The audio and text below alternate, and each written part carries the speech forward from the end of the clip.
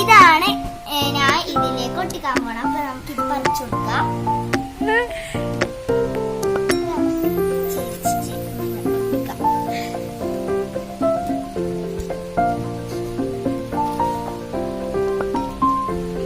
ഇതിൽ നമുക്ക് എല്ലാത്തിലും ഒട്ടിച്ചു കൊടുക്കാം. അപ്പൊ ഇതാണ് നമ്മുടെ പുസ്തകങ്ങൾ.